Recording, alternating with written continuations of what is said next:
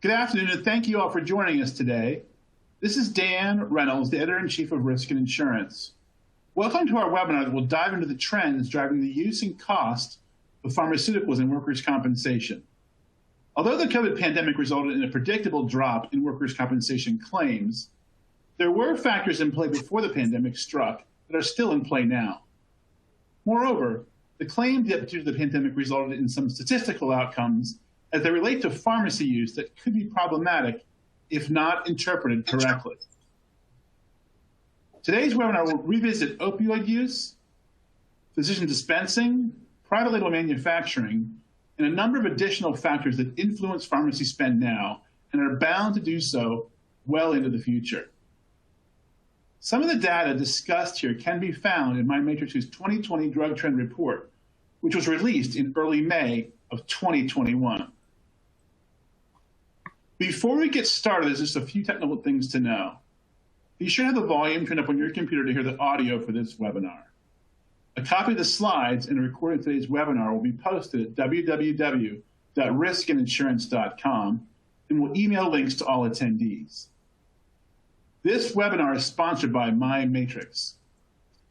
myMatrixx is a pharmacy benefit management company dedicated to workers' compensation.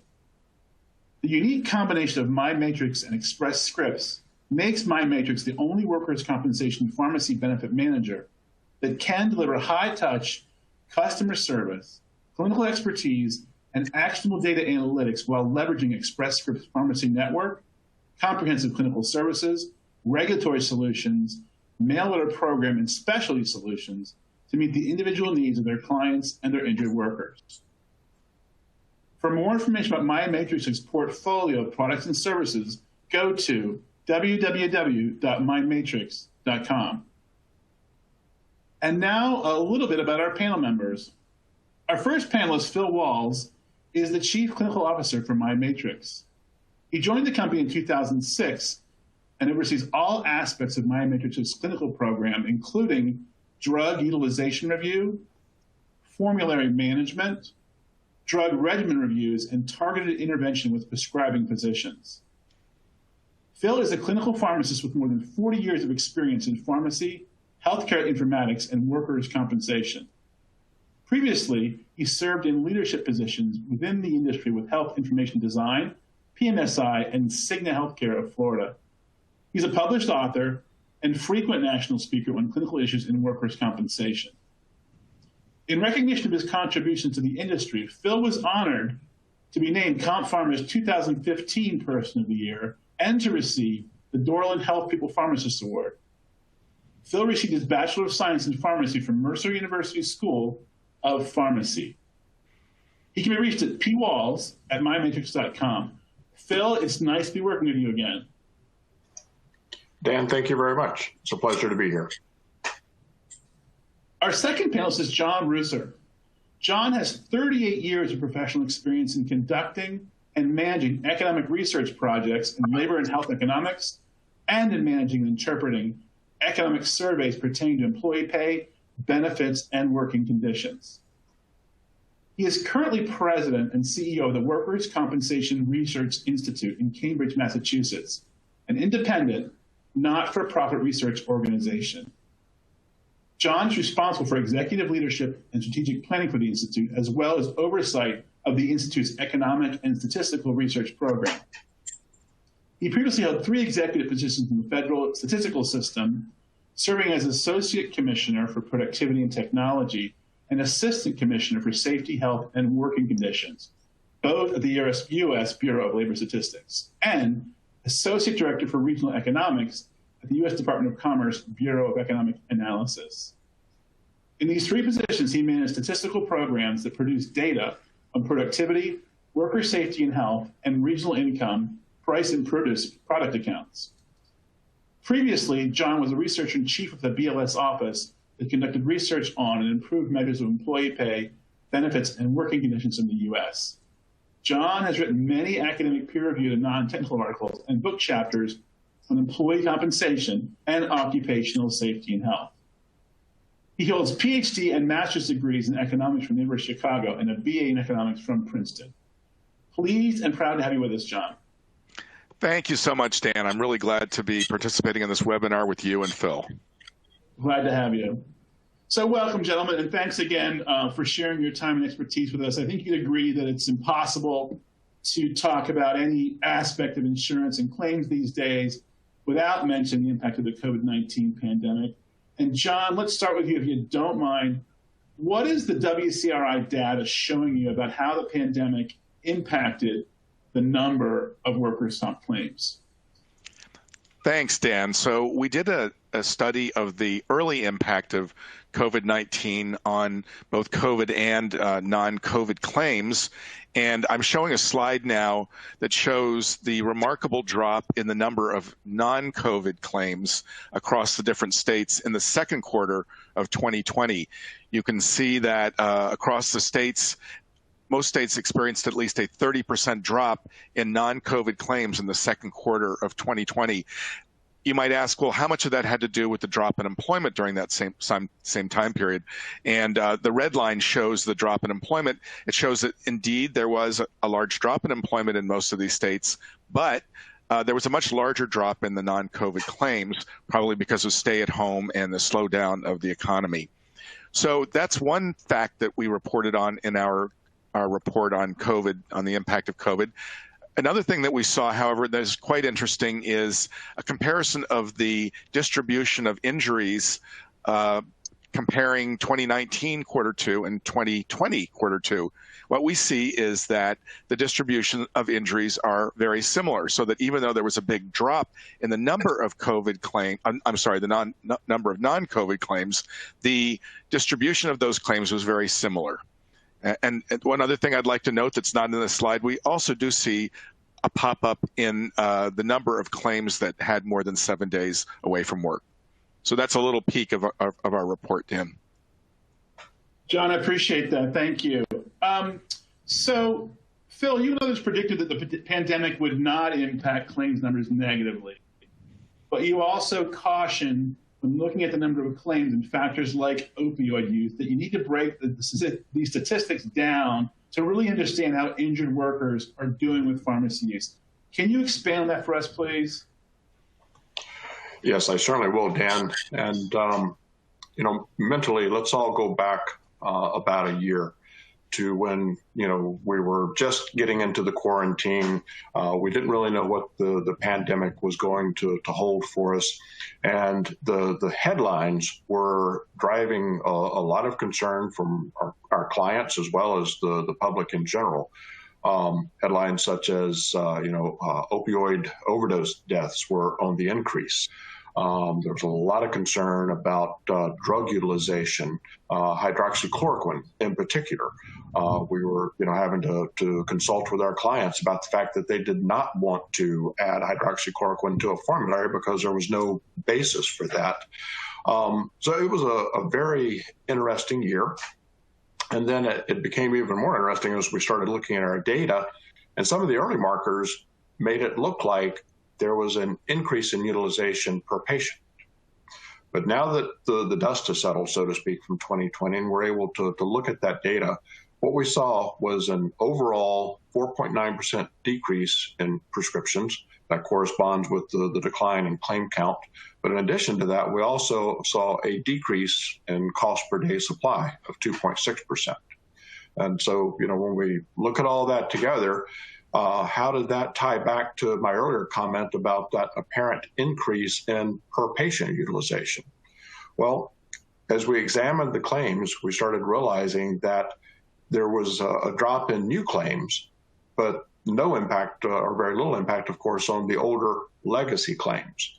Now, for years, we've known as we've analyzed data that older claims drive most of the pharmacy cost for our clients. So in essence, what we did was we removed the star performer, so to speak, the new claims, from the prescription drug mix. So those individuals with a new injury that have relatively low prescription utilization, low opioid utilization, higher generic use, and therefore lower cost, their numbers shrank, and therefore the averages moved. So from previous year average to the COVID-19 year average, you can see how it shifted to the right. And as I said, all this came about because there was a decrease in the number of new claims. In fact, they dropped by over 19%. So that's good in terms of workplace safety, but that change had a significant impact on, looking at our numbers. Totally appreciate it. And you mentioned opioids there, and we all know they're a perennial concern in society and in the workers' comp field. I guess there is some good news there, at least in books of business management by your company. What are the myMatrixx drug trends data telling you there, Phil? Okay. So going back to my comment earlier, headlines last year saying opioid overdose deaths were on the increase. That's a true statement. Tragically, there was an increase in overdose deaths, but when we use the word opioid in that context, the media was including both illicit or illegal street opioids as well as prescription opioids. When we look at just prescription data for injured workers, we saw all the markers pointed in a positive direction. In other words, we saw over a 15% decrease in spending on opioids for our clients. Over half of our clients spent less on opioids last year. And another very important marker, 20% of injured workers used opioids for 30 days or less. So a couple of comments on this, starting with the last point first. If I go back to the pre-1990s, physicians would routinely prescribe small amounts of opioids, especially emergency room physicians. During the 1990s, a lot of things changed. There was a lot of misrepresentation about opioids, and physicians started prescribing larger quantities. We're now seeing a reversal in that trend. So that's a very important marker. And I'm starting to see emergency room physicians go back to the days of where they would prescribe maybe a 3 to a 5 day supply, which is appropriate for an acute pain situation. Now, another number, when I say that over half of our clients spent less on opioids in 2020, that's great. But said another way, almost half of our clients, therefore, spent more on opioids. And I'm pointing that out. I don't usually like to point out a negative, but I'm doing it at this point because we can't take the focus off of opioids. As long as we have injured workers who are receiving, too many or too high of a dose, they need to remain a concern. I've had several discussions recently with medical directors with some of our clients to see, can we define a floor in terms of opioid utilization? I haven't been able to do that. We're dealing with folks that are in pain, so there's always going to be some need for some type of pain management. However, I can state that we have clients within myMatrixx that have reached 0% opioid utilization. So it's possible, but it's going to vary by state, it's going to vary by employee mix and things of that nature. It's always going to be with us, isn't it, in other words? I appreciate that, Phil. John, so given that we've already identified a COVID impact on drug trend numbers, what does the WCRI data tell us about the overall use of opioids in workers' comp, and how has it been trending from the data you've gathered? Right, Dan. In fact, consistent with what Phil has been noting, we've seen a sizable decline in the percentage of claims with opioid prescriptions. So if you look at the graph on the left-hand side, you see two graphs. One shows the decline for cases with more than 7 days away from work, and those for all claims. And you see really sizable declines in the percentage of claims that received an opioid prescription. For all claims, it's more than a 50% drop. On the right-hand side, if you measure it in terms of the morphine milligram equivalent amount of opioids per claim, you also see rather dramatic drops in the receipt of opioids from over 2,000 morphine milligram equivalents for 2010 injuries down to less than 1,000 in 2018.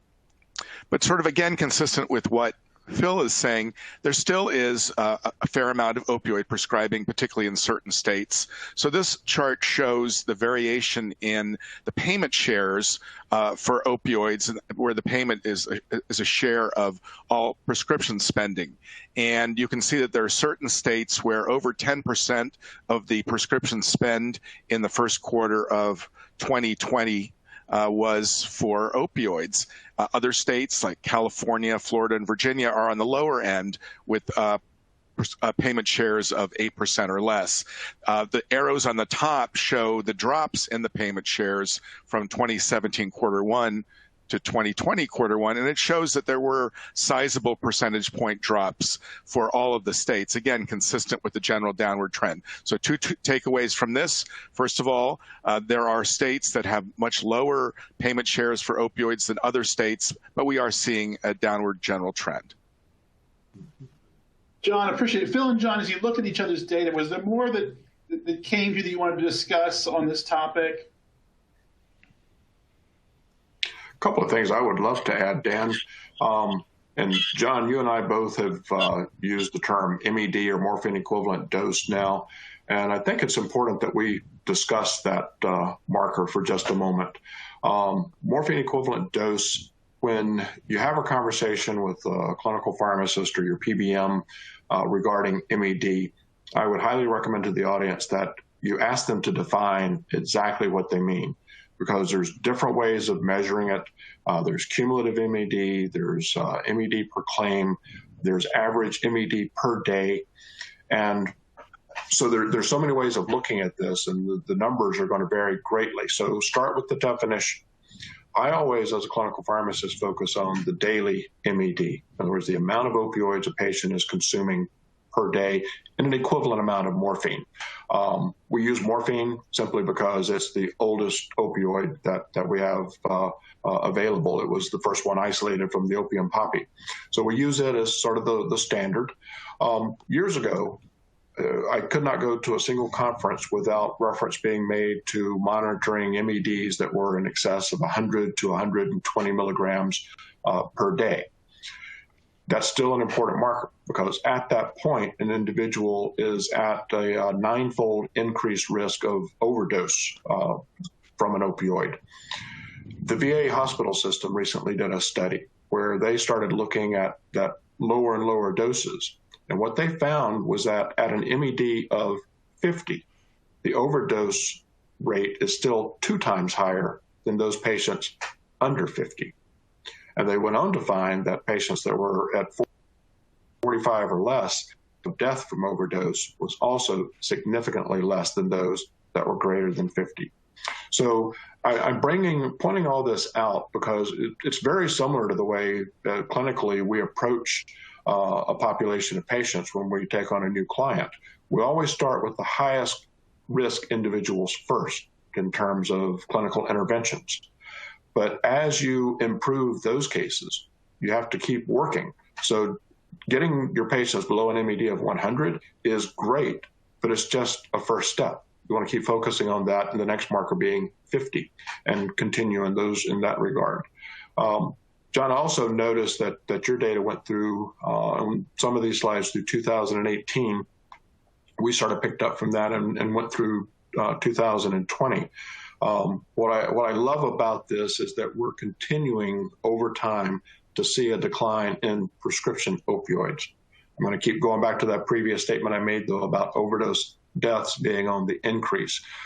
The illicit opioids are a huge problem in this country. And even though that's outside the realm of workers' compensation, it is still a consequence in many regards to the prescription opioid overuse that we've seen over the last decades now. And Dan, I had a couple of other points I'd like to offer. Phil made a very good point about the different ways that we can measure opioid use, and I think I showed a few versions. Another way would be to look at longer-term opioid usage. We measure it in terms of if there's been some opioid prescriptions early on in a claim, to what extent do we still see them in months 7 through 12 of the claim. Still fairly immature claims, but we see fairly substantial interstate variation in the prevalence of longer-term opioid use, with some of the states that are in this chart also having a lot more longer-term use. There's another issue that I know Phil could comment on a lot better than me, since he's the pharmacist in the room, but that is about concomitant prescribing of opioids with central nervous system depressants, like cyclobenzaprine and others. There's a lot of warnings that are out now about avoiding that. But in our data, we frequently see that opioids and CNS depressants are prescribed together. Yeah, very big concern, John, and I'm glad you pointed that out. These combinations of drugs, you mentioned the CNS depressant effect. What that means to a layperson is basically these drugs have the ability to depress the respiratory center in the brain. That's why the individual dies. They basically suffocate. So a couple of thoughts in that regard. One, there is a drug on the market, naloxone, that is considered the opioid rescue drug. It blocks the effect of the opioid and basically brings someone out of that overdose situation. There's there, though. One is the drug fentanyl. Fentanyl is so potent. It is so much more potent than morphine. It's even more potent than heroin. And oftentimes a single dose of naloxone is not enough to rescue the individual. So multiple doses have to be administered. Second thing is naloxone has little effect on the human body in the absence of opioids. So if someone's not sure, it is okay to administer naloxone. And if it turns out it wasn't an opioid overdose, they basically have done no harm. Said another way, though, this drug is only effective against opioid overdose, which means that if it's administered and the overdose is caused by some other drug, it is not effective in rescuing those patients. So again, that's the generic is naloxone. The most common brand name is Narcan. So, opioids are going to be a part of managing workers' compensation, injured workers for probably from here on. It's just a matter of learning, disseminating this type of information. And so, Dan, we very much appreciate you giving us this opportunity today. Absolutely. Thanks for that additional perspective from both of you. So we've talked about how the pandemic impacted not only the number of workers' compensation claims, but also the data recorded on overall opioid use. But there are other factors that consistently impact the use of drugs in the claim. And those are, as you both well know, the age of the patient and the age of the claim. Phil, we know we're powerless to change the age of the patient, but what does the data you're seeing tell us about how the age of the claim can result in the types of drugs the patient ends up using? So the older the claim, we start seeing a number of factors change. And so let's just let's compare an injured worker who is within his or her first year following the date of injury versus someone who is at the 10-year marker.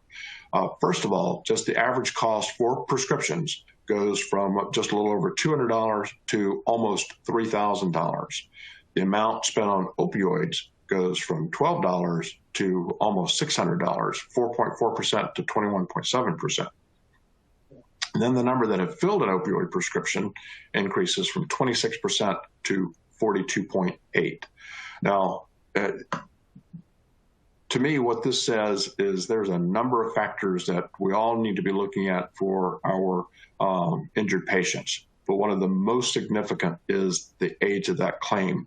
So, and not only are there higher increases in terms of just the drug expense, all other services are also increasing.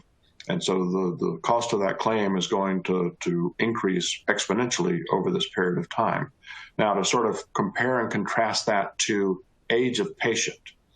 So when we start talking about age of patient, and we use the term sometimes senior patient typically is referring to someone that is 65 or older. older worker, the definition is not as tight. Sometimes that phrase is used to refer to anyone over 50. Sometimes it's anyone over 55. But an older patient, which is what I'm thinking in terms of, typically over 65. So what that means is with an older patient, they could have been injured last week, but the cost of their claim is already going to be higher. What we saw last year, was that 41.6% of the population was over 55 years of age, just a slight increase from 2019. But because of the aging workforce, I predict this number will continue to increase every year for quite a few years to come. Looking at the injured worker level, what we see is the claim and the patient ages, we see an increase in the cost of opioids and prescriptions in general. Oops, go back one, I apologize. So as we're starting with year one, we see increases every year, all the way through year 10 in both opioids and total prescription.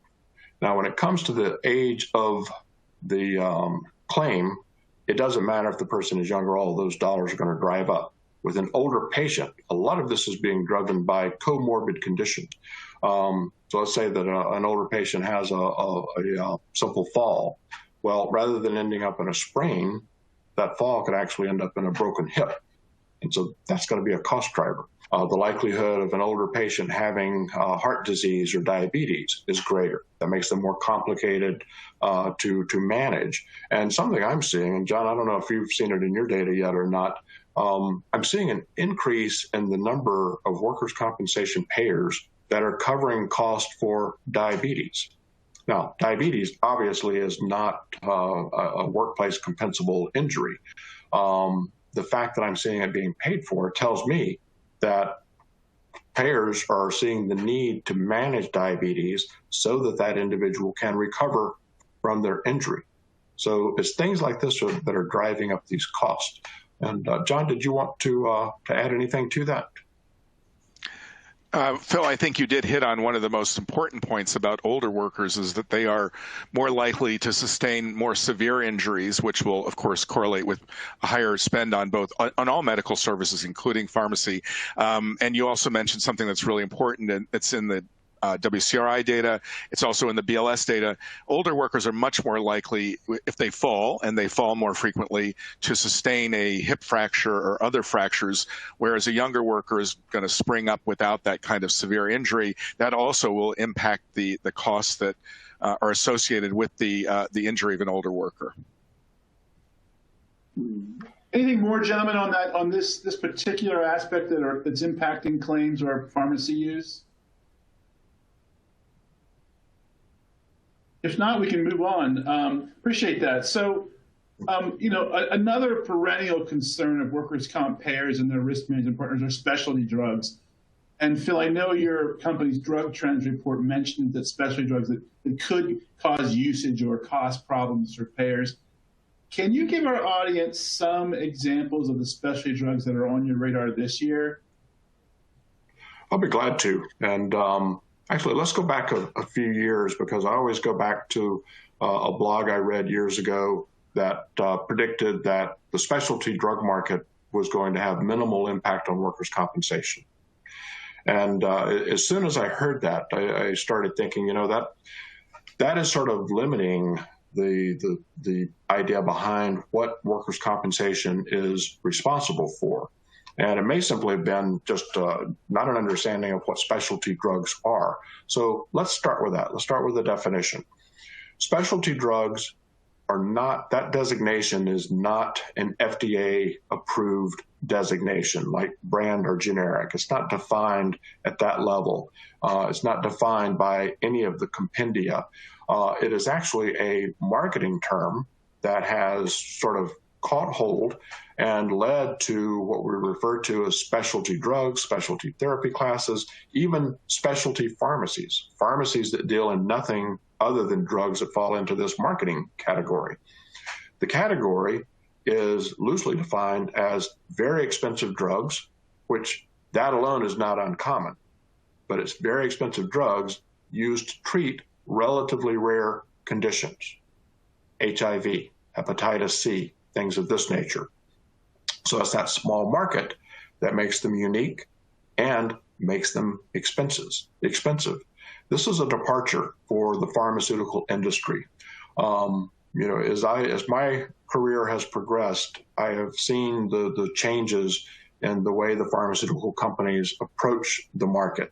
And years ago, they would always go after a market that they knew had a significant number of patients, heart disease, hypertension, diabetes, asthma, things where when they would spend the research and development money on a drug, they knew they had a significant market out there for that drug. Okay. Well, as the opportunities in those markets was exhausted, and as a result, in my opinion, of public criticism of the pharmaceutical industry, in other words, that they were not doing enough in terms of innovative research and development, pharmaceutical industry decided, well, let's turn our attention to these smaller markets. Multiple sclerosis, hepatitis C, some of the things that I had mentioned. When they did that, first of all, they have made amazing strides.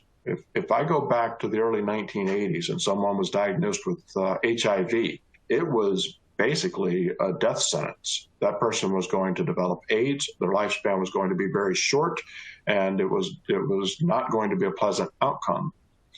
Today, individuals live a relatively normal life with HIV.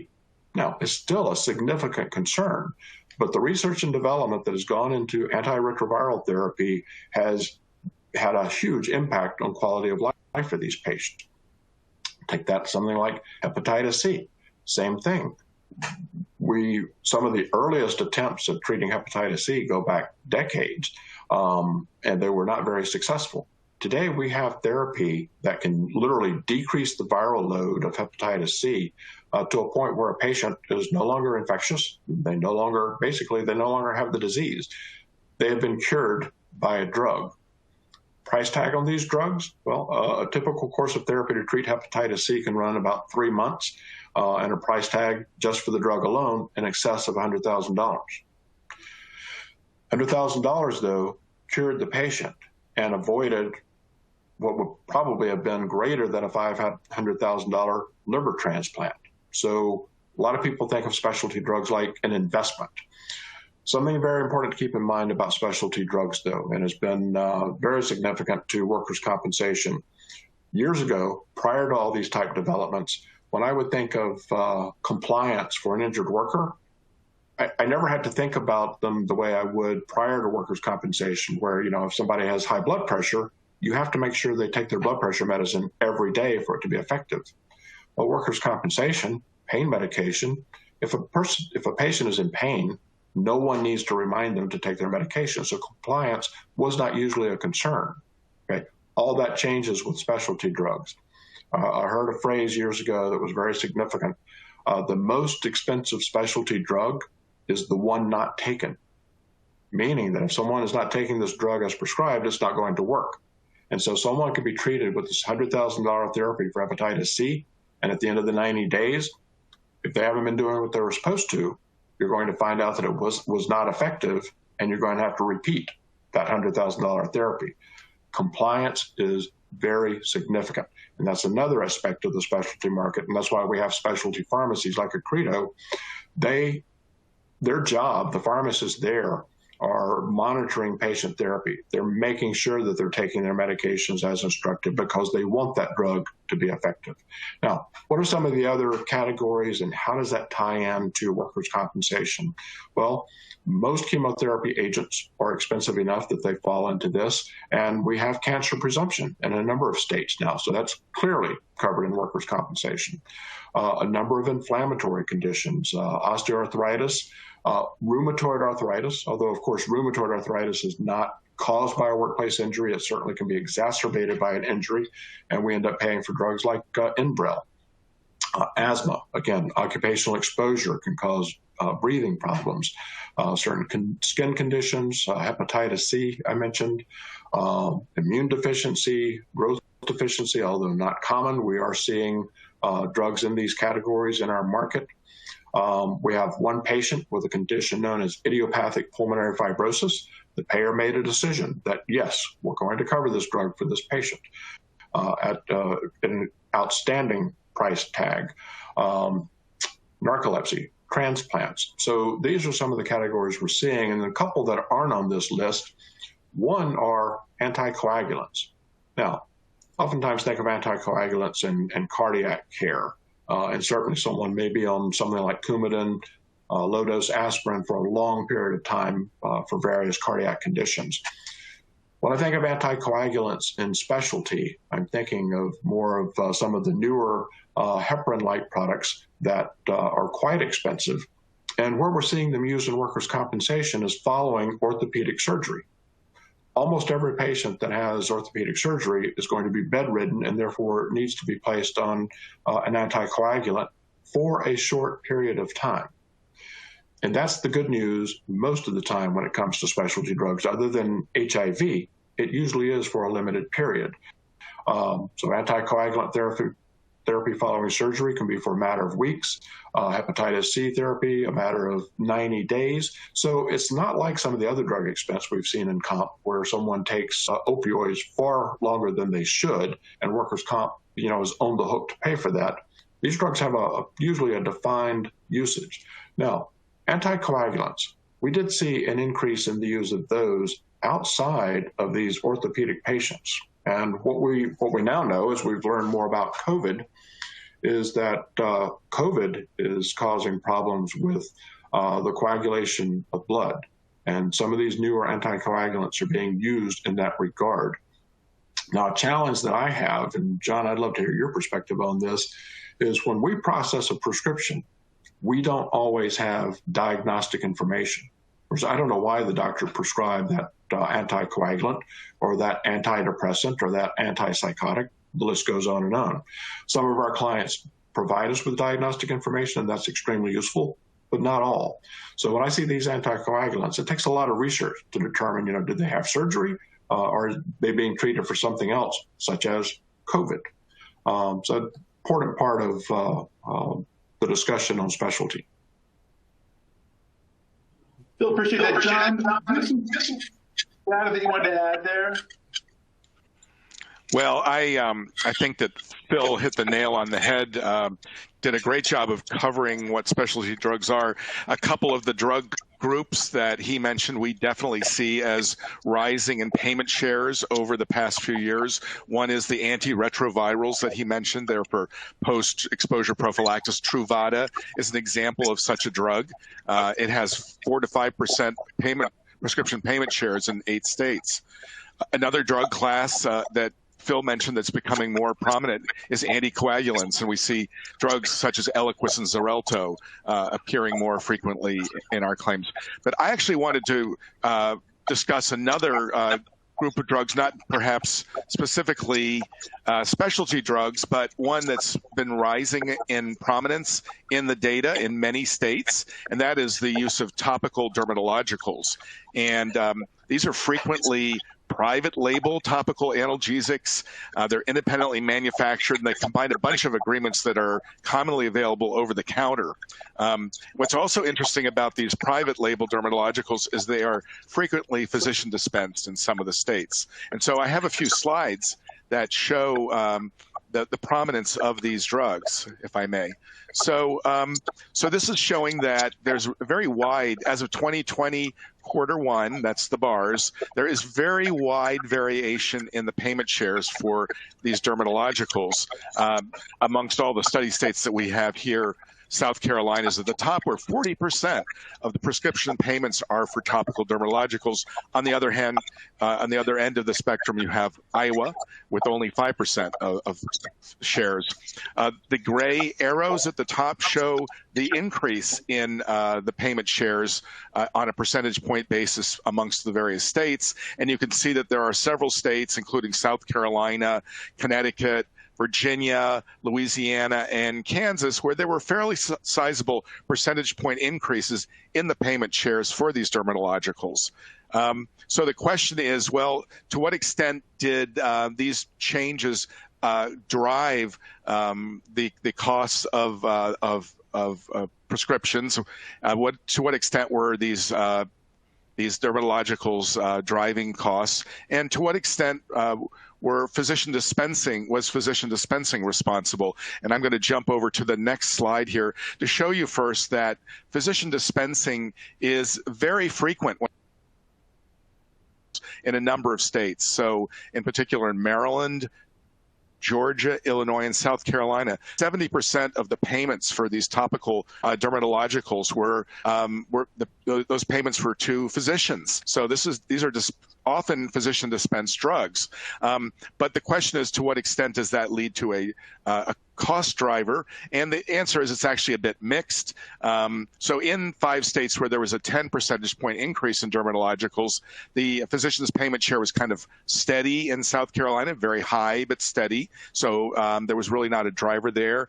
The physician's payment share actually decreased in Louisiana, so that was not really a cost driver there. However, in Connecticut, Kansas, and Virginia, 3 other states with high payment shares for dermatologicals paid to physicians, the physician dispensing wasn't, in fact, a cost driver. So key takeaway here, topical dermatologicals, often private label, often physician dispensed, and often expensive. Phil, any reaction to what John gave us, or anything back from you, John, on what Phil gave us? Yes, my first reaction is, John, you and I could probably spend the entire hour talking about physician dispensing of dermatologicals. So let me sort of boil my thoughts down to just a few key points. You've used the phrase private label. So that's important because when we talk about dermatologicals, and that's a very fancy term to simply include all drugs that are applied to the skin. We also hear them referred to as topicals. That sometimes leads to confusion with topical compounds, a problem that we were fighting, years back, coming out of pharmacies and being overused and just at an outrageous price. So it's similar but different. These are manufactured process. The private labeling typically means that they're only being marketed and sold to physicians. So your patient doesn't have the option of going into a pharmacy and receiving the same drug. And I'm not going to debate whether that's appropriate or not. My concern is that these drugs, simply because they're coming from the physician, there's no justification for the cost. And some of these, we're talking several $1,000s for a month's treatment. The takeaways for the audience. First of all, there are alternatives. My pharmacists spend a lot of time researching these alternatives. We find some pretty amazing things, that some of these private label topicals have no significant difference from some over-the-counter products like Bengay that obviously can be purchased for a few dollars. Another key takeaway, as I said, not all topicals are bad. It's private label ones that have the financial concern. So some some topicals that are available through a retail pharmacy, like lidocaine, when used appropriately, an FDA-approved product, is a very cost-effective alternative to some of the private label topicals that contain lidocaine. It takes work, it takes effort. The data has to be identified. The prescribers have to be contacted. There's a number of ways of doing this. And like I said, we're not going to go into all the details today, but it is possible to combat this and manage these costs. So Dan, with that, I'll turn it back over to you, but I hope that was helpful. That whole topic's helpful. I agree with you. You probably could talk about physician dispensing for quite a bit. So I appreciate that, gentlemen. John, you mentioned something on one of our earlier calls that caught my attention, and that being the dynamic of subtherapeutic dosing. And I was really curious about that. Just how much of an issue is subtherapeutic dosing in workers' compensation from your perspective? So this specifically came up in the context of the use of gabapentin, particularly for pain. And what we found when we looked at the dosing of gabapentin in workers' compensation claims, and we were specifically looking at claims with more than two or more gabapentin prescriptions, we found that frequently the amount of gabapentin being prescribed was at lower than the recommended doses. And so the concern here is that it may be that patients are, in fact, receiving less than therapeutic doses for gabapentin. But there are some other considerations, and I know Phil has some other observations about that. Gabapentin doses are usually increased with the patient to see to what extent they can tolerate gabapentin, and it could be that in the so-called titration of the drug, that at some point in time the patient may report that they're getting the pain relief that they would like to get, and it could be at a lower dose than the recommended dose, and the doctor may stop the dose at that level. It's also possible that some workers' comp patients can't tolerate gabapentin, and the drug is stopped altogether. And so those are a couple of other reasons why we might see lower than recommended doses for gabapentin that are not considered subtherapeutic dosing.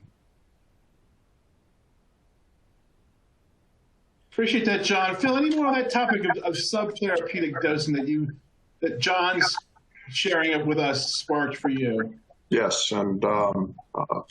Ruser just used a phrase that I think is very important. He referred to the titration of a dose. Titrating a dose simply means that this prescriber, this physician, realizes that his or her patient is unique. In other words, we don't all respond to the same dose. And so a dose titration means that we start at a reasonably low dose and then gradually increase it until the patient receives the appropriate response. Now, sometimes that's not possible because the medication, the need for the effect is so great that you just have to give a dose that you know is going to be effective immediately, and there's no opportunity to titrate. Something like gabapentin, though, there is that opportunity. So let's talk a little bit about gabapentin. The brand name for that drug years ago was Neurontin. It was introduced into the market to treat seizures. Has a long history, but basically what it came down to is by the time the manufacturer realized that it was effective for neuropathic pain, the patent was about to expire. Now, brand name pharmaceutical companies do not do research on drugs with an expired patent. But what that means is that, so there was never any research submitted to the FDA to prove that it was effective to treat neuropathic pain. And so there was no established dosing regimen, things of this nature. But we knew from evidence-based medicine practice that it did have a role. So fast forward, what that means is that the use of gabapentin for neuropathic pain will forever be considered off-label because it wasn't approved by the FDA. But in this instance, there's significant support for its use in neuropathic pain. Guidelines treat it as a first-line agent, meaning, dear prescriber, start with this drug first. And so it has a place in therapy. But the dose to treat neuropathic pain in general is higher than the dose that was used to treat seizures. And I think what drove John's research, I'm just making some assumptions here, John, but I believe is the fact that oftentimes what we see in dosing for neuropathic pain patients, it was no higher than what's used to treat seizures, which means in essence for neuropathic pain, they were being underdosed. Takes us back to the concept of titration. John very clearly pointed out that if a doctor is treating a patient, titrating that dose up, the dose experiences relief, there's nothing wrong with stopping at that point. In fact, that's the appropriate thing to do. But when we look across at all the data, and we're seeing that on average, it's subtherapeutic based on what the evidence tells us most patients need, that draws to concern, well, is workers' compensation simply paying for another add-on drug that's really not providing any relief? Now, I want to take us to one more point on this topic while I have the opportunity, and goes back to senior patients. Senior patients are different. now not necessarily at age 65, but definitely as they get older, they actually should stop seeing their family practice prescriber or their general internist and see a geriatrician. Think about it in this way. I don't think anyone in the audience would take their child, their grandchild, or anyone to see an adult practice family medicine doctor. They're going to take them to a pediatrician because we know children are different. They need lower doses and things of this nature. We have to start thinking that way about this aging population. These senior patients, especially as they're approaching 70s, 80s, 90s, they need to be seen by a geriatrician, and they too need to be treated with lower doses, gabapentinoids in particular. So what may be an average dose or even a high dose in a middle-aged patient would be an overdose in a senior patient. So there's going to be instances where the dose looks low, but if they're over 65, then we have to stop and think, this might be appropriate. They have diminished liver capacity. They have diminished renal capacity. All these things mean that the dose needs to be lowered. One more comment about this dosing outside of gabapentinoids. A physician named Dr. Beer years ago looked at exactly what we're discussing right now in terms of these senior patients. And he came up with a list that is now known as Beer's criteria. It's a list of drugs that should be used with caution, if at all, in senior patients. When I look at this, the concern I have is the almost line for line, the top 5 drug categories on Dr. Beer's list are typically the top 5 drug categories used in workers' compensation. So that means when we have an older patient injured and we're trying to treat them like a younger patient, we're opening up a lot of opportunities for poor therapy management for these individuals. So just some things for the audience to talk about is, again, as you're talking to a clinical pharmacist or a PBM, ask about how do they incorporate Beer's criteria into their clinical reviews. Great stuff, Dan, guys. if I could just jump in. Absolutely. If I could just jump in really quickly, I just wanted to echo a point that Phil made about the aging patients. In fact, Phil made a comment to us about our gabapentin study that led us to take a look at the data. And the good news is in the workers' comp data that we have that, in fact, the oldest patients are receiving lower doses of gabapentin than younger workers are. Good to hear, but no, interesting topic about the age of the patient and the appropriateness of the dose. I think it's really interesting. So appreciate that. So, as we talk about the impact of aging on claims and pharmacy use and such topics as opioid use and subtherapeutic dosing, I can't help but think about which analytics tools you find useful in your work. And John, knowing that you've got a PhD in economics from the University of Chicago, what analytics tools are you finding give you the most up-to-date and accurate analysis in your work with WCRI?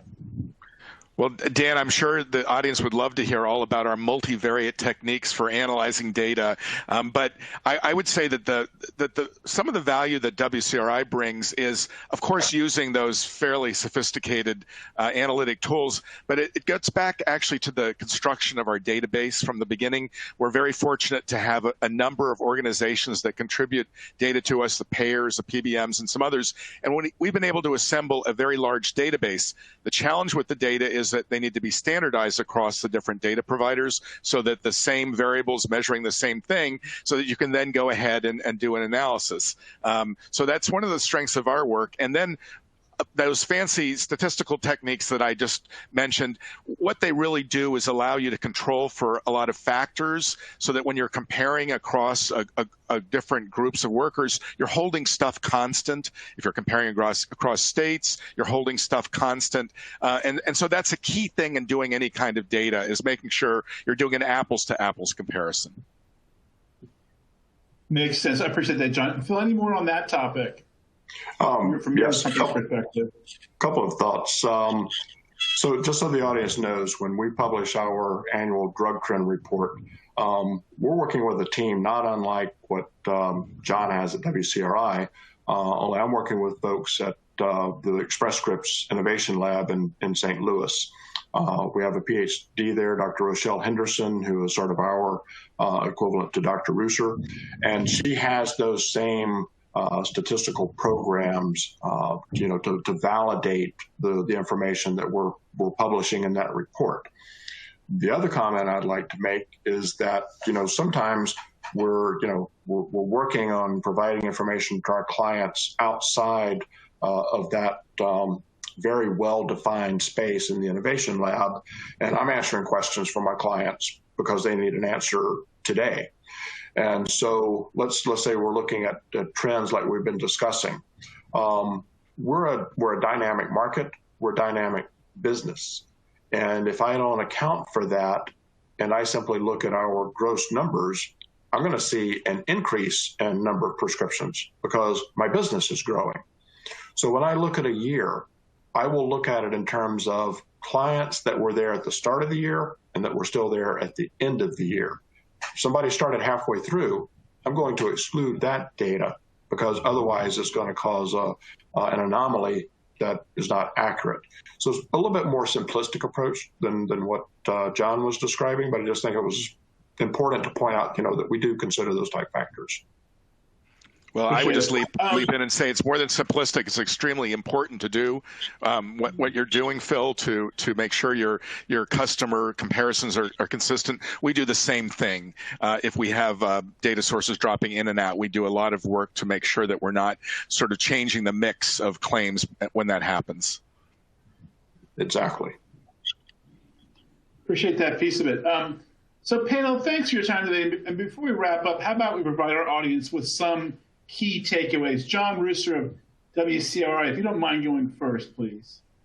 So I'd like to offer three, and they're basically echoes of what I mentioned before. One is that we have, of course, observed a big drop in opioid prescribing over the past decade, but there are still places where opioid prescribing is still fairly prominent. And then again, this warning about the concomitant prescribing of opioids in central nervous systems that can be very risky. So that's one point about opioids. The second is the growth in topical dermatologicals that we've seen. That's often physician dispensed in some states, often private label, meaning that they are independently manufactured, but they're manufactured with over-the-counter ingredients that you, as Phil said, you can get at the pharmacy. They're becoming a bigger share of pharmacy spend. And finally, the per claim payment shares have been increasing for some classes of drugs that used to be quite small, such as the antiretrovirals, including Truvada, and the anticoagulants, such as Eliquis and Xarelto. So the growth in certain specialty drugs. John, thank you. Phil, from MyMatrixx, some key takeaways, please. Thank you, Dan. And I completely agree with everything that John mentioned. I actually want to take us back to a slide that I just sort of skipped past earlier. So in addition to what John mentioned, I would also call the audience to sort of look at some drugs in the development pipeline that I predict are going to have an impact on them, if not this year, definitely next year. In terms of the impact that COVID had on retail pharmacy spend for 2020, it was relatively low. The drugs that are being used to treat COVID are for hospitalized patients, which means it's outside the management of what a PBM provides to our clients. This year, that could change. One drug in particular, and is the top one on the list I have here, is a drug called molnupiravir. Molnupiravir is not a cure for COVID, but I've read in the media that it's being compared to Tamiflu. So Tamiflu, very similar for the flu, the seasonal flu, doesn't cure it, but it decreases the symptoms and decreases the length of time it takes for a patient to recover. Molnupiravir is being compared to that in similar. It doesn't cure it, decreases the symptoms, decreases the recovery time. If that makes it to the market and we have a compensable COVID case, it could very likely impact the retail pharmacy spend. Another drug, it's not on my list of pipeline drugs because it's not new. In other words, it's been on the market. These are all drugs that are waiting for approval. But a drug that's on the market that's going to have a similar impact is called OFEV, OFEV. OFEV was developed for a condition called idiopathic pulmonary fibrosis, basically scarring of the lungs. It's a rare condition until COVID came along. Now, with COVID, we're starting to see OFEV, which can cost several $1,000s a month, being used in these patients. So again, another cost driver that's on the horizon. I'm only seeing it in a few claims so far, but the potential for that to increase could be quite significant. So I would, continue to watch. This pipeline report is something that we provide on a monthly basis to our clients. In addition to the pipeline drugs, we're also looking at drugs that are going to lose their patent, meaning that they're going to become generic. Now, the last big drug that affected workers' compensation was Lyrica, when pregabalin hit the market back in July of 2019. The next big one will be when OxyContin goes to generic. But that is probably not going to happen until about 2025, so still a number of years away. Phil Walls, thank you very much. And again, thank you guys for what you gave us today. As I mentioned earlier, this webinar is sponsored by myMatrixx. myMatrixx is a pharmacy benefit management company dedicated to workers' compensation. Unique combination of myMatrixx and Express Scripts makes myMatrixx the only workers' compensation pharmacy benefit manager that can deliver high-touch customer service, clinical expertise, and actionable data analytics while leveraging Express Scripts Pharmacy Network, comprehensive clinical services, regulatory solutions, mail order program, and specialty solutions to meet the individual needs of their clients and their injured workers. For more information about myMatrixx's portfolio of products and services, go to www.mymatrixx.com. And our thanks to John Ruser of WCRI and Phil Walls of myMatrixx for a very informative discussion. Thanks also to our attendees for their attention to this topic. And have a great and most importantly, a safe day, everyone.